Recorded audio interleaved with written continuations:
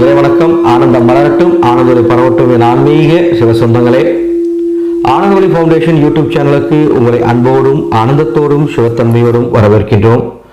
அன்பான வேண்டுகோள், என்னை தொலைபேசியில் தொடர்பு கொள்ள வேண்டும் நினைப்பவர்கள் காலை 10 மணி முதல் மாலை 4 வரை மட்டுமே தொடர்பு கொள்ளுமாறு அன்போடு கேட்டுக்கிறேன். மற்ற நேரங்களில் ஃபோன் எடுக்க மாட்டேன். என்னை திட்ட வேண்டாம், கோச்சிக்க வேண்டாம். இன்றைய பதிவில் நாம் என்ன பார்க்க போறோம்னா, கோமதி சக்கரத்தின் மகிமைகளையும் பலன்களையும் மிக விரிவாக பார்க்க இருக்கின்றோம். தவறாமல் இந்த ஆடியோ முழுவதும் கேட்குமாறு அன்போடு கேட்டுக்கிறேன். இந்த ஆடியோ உங்களுக்கு பிடிச்சிருந்தா லைக் பண்ணுங்க, ஷேர் பண்ணுங்க, சப்ஸ்கிரைப் பண்ணி வச்சுக்கோங்க. கூடவே பெல் ஐக்கான் கிளிக் பண்ணி வச்சுக்கோங்க. அப்போதான் நான் போடக்கூடிய அடுத்தடுத்த ஆடியோ உடனுக்குடன் நோட்டிபிகேஷன் வந்து சேரும். அதுக்கு முன்னால ஒரு குறிப்பு, 4/3/2019 மகா சிவராத்திரி வருது. ஒவ்வொரு இந்துவும் தவறாம கடைபிடிக்க வேண்டிய ஒரு திருவிழா, ஒரு விரதம். அதை எவ்வாறு கொண்டாடணுங்கிறது முந்தைய ஆடியோக்களை தெளிவாக கொடுத்துருக்கேன். ஆனந்தொலி ஃபவுண்டேஷன் சார்பாக அதை எவ்வாறு கொண்டாட போகிறோம், பிரம்மாண்டமாக கொண்டாட போகிறோம், குடும்பத்தோடு கொண்டாட போகிறோம். அதை பற்றின விளக்கம் முந்தைய ஆடியோவில் கொடுத்துருக்கேன். அதனுடைய லிங்க் பாருங்கள், இந்த டிஸ்கிரிப்ஷனில் கொடுத்துருக்கேன். பார்த்து கேட்டு தெரிஞ்சுக்கோங்க. எந்த சந்தேகனாலும் தொலைபேசி மூலமாகவோ வாட்ஸ்அப் மூலமாகவோ என்னை தொலைபேசியில் தொடர்பு கொள்ளுங்கள். மேலும் ஜாதகம் பார்க்கணும்னு நினைக்கிறவங்க வாட்ஸ்அப் மூலமாக ஜாதகம் பார்த்துக்கலாம். ஒரு ஜாதகத்துக்கு 300 ரூபாய் காணிக்க வாங்குவேன். 3 கேள்விகள் கேட்டுக்கலாம். அதை பற்றின தகவல் வேணுனாலும் என்னை வாட்ஸ்அப் மூலமாகவோ ஃபோன் மூலமாகவோ தொடர்பு கொள்ளுங்கள். சரி, இந்த கோமதி சக்கரத்தின் பலன்கள் என்னன்னு பார்க்கும் பொழுது, நான் ஏற்கனவே சொல்லியிருக்கேன் கோமதி சக்கரத்தை பற்றி நிறையா. அதோடைய லிங்க்கும் பாருங்கள், இந்த டிஸ்கிரிப்ஷனில் கொடுத்துருக்கேன், கேளுங்க. சொர்ண சக்கரம் என்று அழைக்கப்படும் இந்த கோமதி சக்கரம் லக்ஷ்மி விஷயத்தை ஏற்படுத்தி தரும். நல்ல ஆழமா புரிஞ்சுக்கோங்க சொந்தங்களே. இந்த லக்ஷ்மி விஷயம் இல்லாம தான் இன்னைக்கு 199 குடும்பம் பல துன்பங்களுக்கு ஆளாயிட்டு இருக்கு. லக்ஷ்மி விஷயம்னா என்ன? பணம். இந்த பணத்தினுடைய தேவைக்காக தான் நாம எவ்வளவு கஷ்டப்படுறோம். அன்றாடம் காலையிலிருந்து இரவு வரை நாயா உழைக்கிறோம். அப்படி உழைச்சாலும் நம்முடைய பண தேவை தீர மாட்டேங்குது. நைட்டு படுத்தா நிம்மதியாக தூங்க முடியல. என்னடா கடன்காரன் வந்துருவானே, கடனுக்கு தரணும், ஃபீஸ் கட்டணும், ஸ்கூல் ஃபீஸ் கட்டணும், டியூ கட்டணும், அப்படி இப்படின்னு ஏதேனும் ஒரு பண தேவையினாலேயே நம்முடைய எண்ணங்களும் நம்முடைய எனர்ஜியும் வீணாயிட்டு இருக்கு அன்பு சொந்தங்களே. அதனால தான் லக்ஷ்மி வசியத்துக்கு இந்த கோமதி சக்கரம் ஒரு அற்புதமான தீர்வுன்னு புராணம் கூறுகிறது. எனவே தான் கிருஷ்ண பகவான் தோரையில் வாழும் மக்களின் நலன் பொருட்டு இந்த சக்கரத்தை விஸ்வகர்மா மூலமாக உருவாக்கி அருளி சென்றார்னு புராண கதைகள் சொல்லுது. அதனால்தான் துவாரகையே செல்வ செழிப்போட வாழ்ந்ததா புராணங்கள் கூறுகிறது. இந்த கோமதி சக்கரத்தினுடைய வழிபாட்டினால் காசி சென்று வழிபாடு நடத்தி கங்கையில் நீராடினால் அனைத்து பாவங்களும் தீரணும் புராணங்கள் கூறுகிறது. காசி சென்று வழிபாடு நடத்தி கங்கையில் நீராடி விட்டு வந்தால் அனைத்து பாவங்களும் தீரும் என்று புராணங்கள் கூறுகின்றன. இந்து மத வேதமும் கூறுகிறது. அவ்வாறு காசி சென்று வழிபட முடியல என்னால அப்படின்னா, கோமதி சக்கரம் 11 கோமதி சக்கரத்தை சில முறைப்படி வீட்டில் வைத்து வழிபாடு நடத்தினால் காசி போன்ற புண்ணிய சேத்திரத்துக்கு போய் வழிபாடு நடத்திய புண்ணியம் கிடைக்கும். அதுக்குன்னு சில முறை இருக்கு. கோமதி சக்கரத்தை 11 சக்கரம் வாங்கி அதை முறையாக, அதுக்குன்னு சில முறைகள் இருக்கு. அந்த முறையை அடுத்தடுத்த ஆடியோவில் நான் சொல்றேன். கங்கையில் போய் நீராடின புண்ணியம் கிடைக்கிறதுக்கு எந்த மாதிரி வழிபாடு நடத்தணுங்கிறது அடுத்த ஆடியோவில் நான் சொல்றேன். அதே போல அன்னை கங்காதேவி கோமதி சக்கரத்தில் உள்ள சுழியில் பாய்வதாக ஒரு ஐதீகம் உள்ளது. கோமதி சக்கரத்தில் சுழி மாதிரி இருக்கும் அதனுடைய மேல் பகுதியில். அன்னை கங்காதேவி கோமதி சக்கரத்தில் உள்ள சுழியில் பாய்வதாக ஐதீகம். எனவே துன்பங்களையும் பாவங்களையும் போக்கும் கங்காதேவியின் ஆசி இந்த கோமதி சக்கரத்தை வணங்குவதால் கிடைக்கும். துன்பங்களையும் பாவங்களையும் போக்கும் கங்காதேவியின் ஆசி இந்த கோமதி சக்கரத்தை வணங்குவதால் கிடைக்கும்.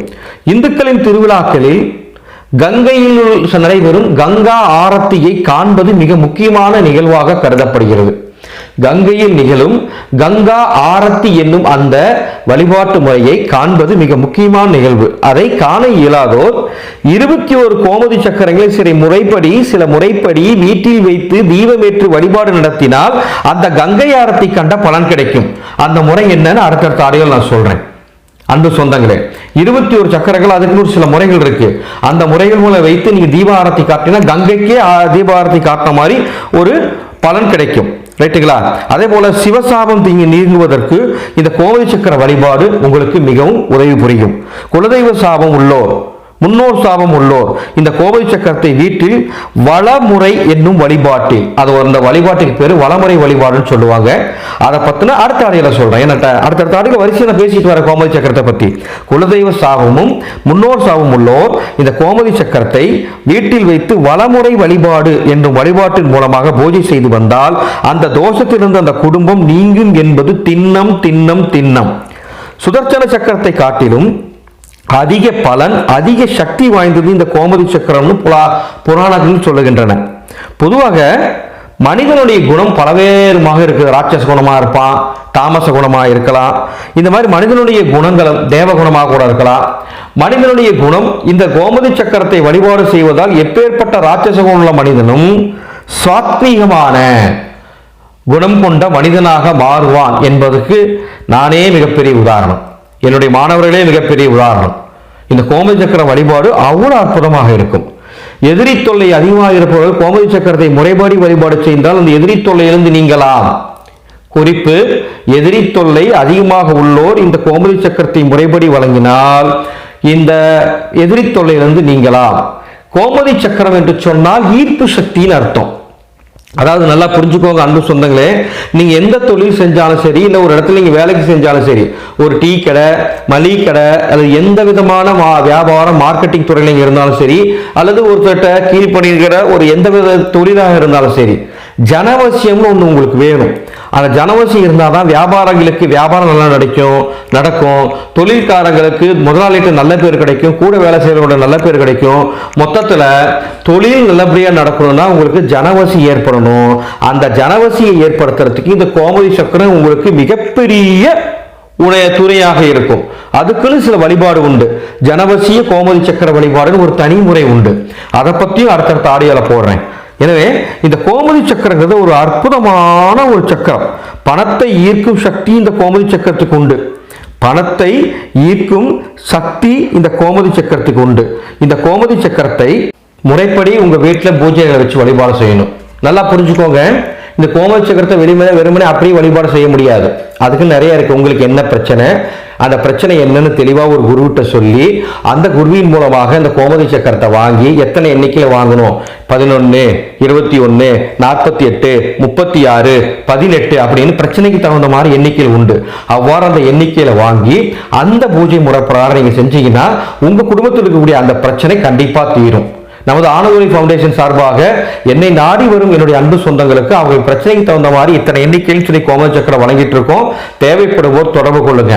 அதே போல ஒரு அன்பு குறிப்பு: கோமதி சக்கரத்தை டைரக்டா கடையில வாங்கி நீங்க வீட்டில் வச்சு வழங்குறதுனால 10% கூட பலன் கிடையாது. என்னடா இப்படி சொல்ற நினைக்க வேணாம். ஏன்னா கோமதி சக்கரத்தை நீங்க வாங்கி 7 நாள் அதை நீங்க பூஜையில வைத்து சாப நிவர்த்தி செய்து அதுக்கப்புறம் தான் நீங்க வழிபாடு நடத்தணும்.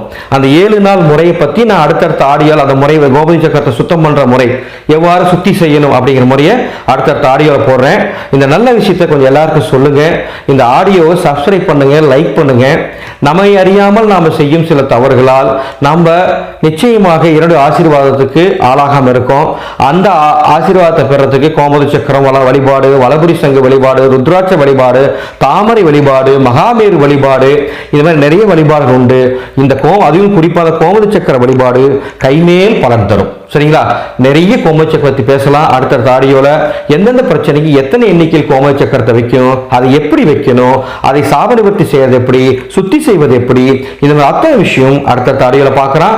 அன்பு வேண்டுகோள்: 4/3/2019 வரை மகா சிவராத்திரி தவற விட்டுறாதீங்க அன்பு சொந்தங்களே. உங்க வாழ்க்கையில மிகப்பெரிய மாற்றத்தை ஏற்படுத்தும் இந்த மகா சிவராத்திரி வழிபாடு. அதை பற்றின விளக்கம் இந்த டிஸ்கிரிப்ஷன்ல கொடுத்துருக்கேன், பார்த்துக்கோங்க. மீண்டும் அடுத்த ஆடியோல சந்திக்கிறேன். ஆனந்தம் மலரட்டும், ஆனந்தொலி பரவட்டும்.